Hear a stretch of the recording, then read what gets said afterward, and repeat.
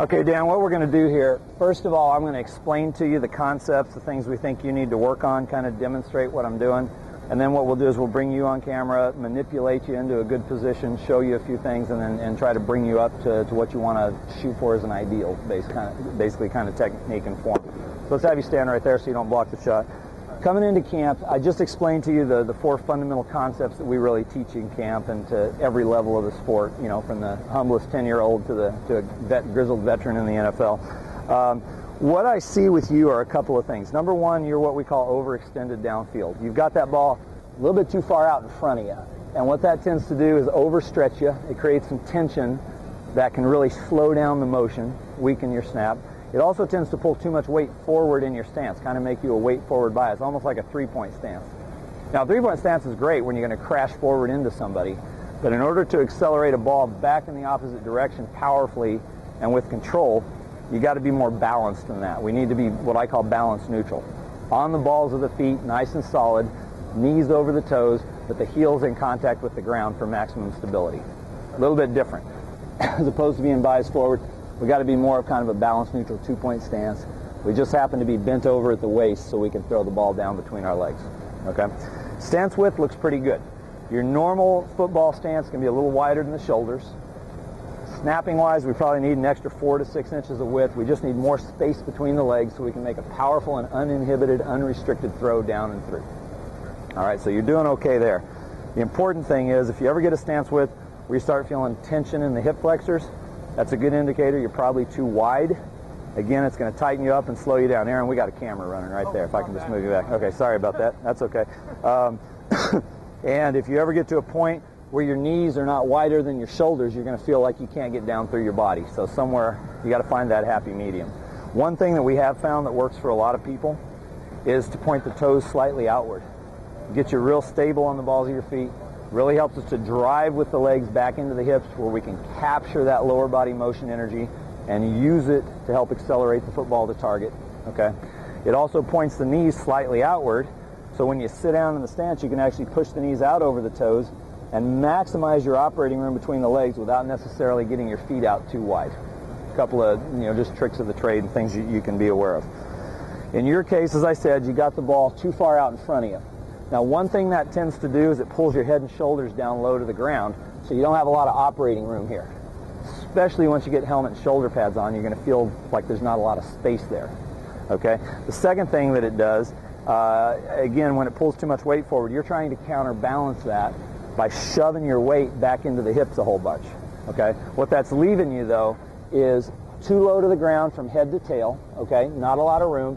And you're hunkering down on the back end where you're basically too deep in the legs. Beyond 90 degrees is just not a powerful starting position. Kind of like taking squats and going too deep. If you overstretch the muscles, they can't contract and recover explosively in the opposite direction. You've taken squats and too heavy, too deep, and you sit down. You can't do anything about it. Same kind of concept.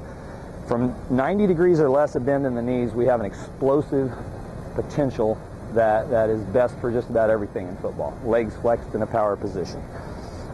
Essentially, you're also flat-footed. That causes a couple of problems. First of all, you're never going to win a battle on the football field flat-footed.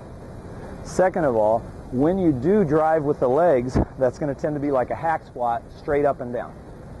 What we really need to achieve in the snapping motion is for energy to travel down the spine, through the hips towards your target, from the feet back up into the hips, off a vertical by, say, 10 to 20 degrees, so that those two energies, axes or planes of energy, can converge and combine, therefore capturing all motion energy and using it to accelerate the football to target. That's our arrow concept, where those energies meet. Wherever that arrow is directed is pretty much where the football is going to go. Okay? So we need to improve that. It's almost like, think about, you ever play baseball? Think about dodging an inside pitch. It's almost that kind of drive motion back into the hips. That's what we really want to shoot for. Bottom line is, you're overextended downfield, it pulls your weight forward. So what you do to compensate is you're hunkering way back into the hips, you're getting flat-footed and too deep. Probably not that comfortable, number one. And the net effect is you're overstretched on the football field. You are 5'10"? Okay. You're setting up like you're 6'1". What we need to do basically is take this head-to-tail platform, as we call it, and elevate it a little higher off the ground. Okay? That's going to give you more operating room underneath, first of all. Second of all, it's going to move you vertically further from the football, which will allow you to bring it a little bit closer but still preserve a very good arm extension. Does that make sense? Yeah. Okay. And then at that point, what we need to do is shove your weight around until we can position the knees directly over the toes for optimum balance. If we can achieve those things, I think we can bring out the very best in you, essentially, okay? So let's go ahead and have you hop in. We're going to do a couple of things. First thing we're going to do is manipulate you using that 3-step stance optimization that I was talking with you about earlier, okay? Go ahead. Aaron, can you shag these, throw them back to us? Go ahead and catch them for us if you don't mind. Here we go.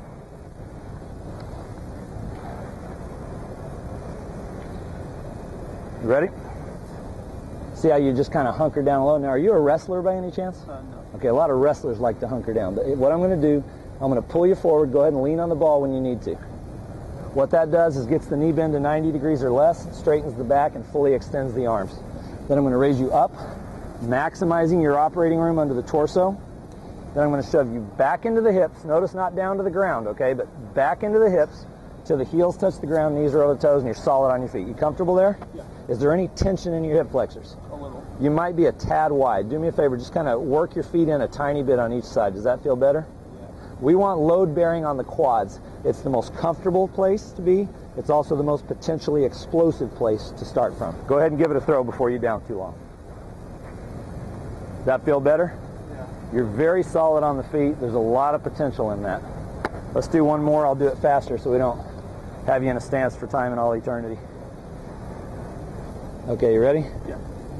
Pull you forward, raise you up, push you back and in. Essentially, we've elevated your platform a little bit, got you in a better balance set. Try that right there, see what happens. That's on the way to world class. Does it feel good? Now, where'd the ball go? Right back to it. Right, because you were set up right. A perfect setup with good balance will lead to a perfect snap because everything goes where it should, which is straight at your target. All right, you comfortable with that? Let's do a couple more snaps then. 85% of the game is getting set up right. You're making a good two-handed throw. With both hands, you want enough fingertip pressure that you can hold and control the ball so you can not only control it with both hands, but accelerate it with both hands, okay? Doing an excellent job with that. So essentially, we're not going to three-step you this time, but you were overextended, you were hunkering down to counterbalance. I'm exaggerating here, so you're overstretched and too low to the ground. We took this head-to-tail platform, elevated it a couple inches higher, give you some operating room, then we moved your weight around until we could get you perfectly balanced. That's all we've effectively done. Now, if you're not sure that you're balanced, lift that ball off the ground.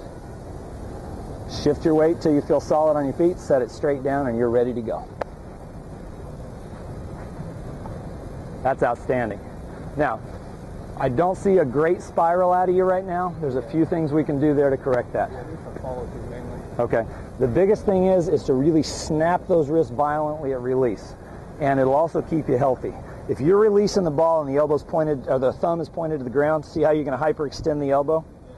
But if you've snapped the thumb towards the sky, the elbow is pointed in the same direction as the knee, and you're never going to hyperextend that elbow and have a lot of pain and grief as well. Okay, that's number one. The other thing you might want to consider doing, you're right-handed, correct? Yes. Is you might want to roll the strings under the ball a little bit, kind of have them down towards the ground. That'll cock the wrist a little bit. It's going to facilitate a better snap release and a better spiral, tighter spiral. Let's try those two things and see what happens. Okay, so you're overstretched and too low. We might have got you a little narrow there. Does that feel better? Yeah. Okay. I raised you up a little bit, got you solid on your feet. Let's just roll those strings under ever so much. You don't have to be crazy about it, but let's see what kind of release you get there. A little better, huh? We're going to do another one. We're going to roll those strings a little bit more. We might go more than you have to just to get you used to it. There's a great drill you can do at home. I call it the TV drill. You can just lay down in front of the air conditioner and the TV, practice rolling that ball off all 10 fingers, okay? Really emphasize, exaggerate the follow-through. Every single time you touch a football is a chance to improve. So you can really exaggerate those finishes, train for muscle memory, do those things often, especially even in your upright drills and everything else, okay? The other thing is, with the right form and technique, you can be as aggressive snapping a football as you would be firing out to block or tackle an opponent or girlfriend. I guarantee it, okay? So let's get you set right. You're going to be able to unleash. You're going to be accurate. You're not going to lose control because we've got everything going where it should. Okay, so we raised you up a bit. Does that feel comfortable? Yeah. Okay, I'm going to tuck those strings under. I don't want to go extreme, and if it feels unnatural, you might even try tilting the ball slightly. Okay, you'll find a happy medium in there throughout the course of the day. Okay. So let's roll those strings just a touch. Let's see what happens with your spiral. That's pretty world class. How's it feel? Pretty good. I tell you what I like. You're quick and aggressive with the motion. Don't ever lose that. It's much easier to take a guy who's not afraid to throw hard and teach you the components to help you be exceedingly accurate than it is to take a guy and try and teach them to unleash. You know, if they're afraid of throwing hard, it's really hard to overcome that deficiency. Do you have any questions on that, or are you comfortable with the concept? No, sir. I'm pretty comfortable. Okay. One more ball. I want to see if you can set it up on your own. The hard reality is there's not a whole lot of coaching of this skill, and especially in high school, once you get into the season, there's just not a lot of time to work on it. So you're going to have to be kind of analytical. You're going to have to understand these concepts, be able to analyze and correct and coach yourself a little bit. That's real important, part of our camps that we want you to take that away with you, okay? So we took that head-to-tail platform, we unbent the knees and raised you up kind of like a painter's platform. Just made sure you were solid on your feet and balanced. Tucking the strings under a bit sure looked impressive to me. Okay? There's one last thing I want to do. Okay? Your left shoulder is a little jammed up in the air, making you kind of uneven. Okay? There's a few fixes to that. One is to just relax the elbow down, but that seems to be harder and give more mixed results than simply doing this. Take that ball, set it to the right in your stance about 2 inches. That's going to level out your shoulders, make it a lot more natural, smooth, and directional motion. Okay? It'll also help that ball not drift to the right, because every ball you're throwing is drifting to the right now. That'll straighten you out in a hurry. Okay? So you offset a little bit. Not a ton. Does that feel comfortable? Rolling the strings a little bit. Don't hunker down too much. Okay. Go ahead. Feel pretty good? Yeah. Okay. I think that's excellent. Let's go ahead and get you back in the group. Go. So I was twisting your grip the wrong way. You just corrected yourself.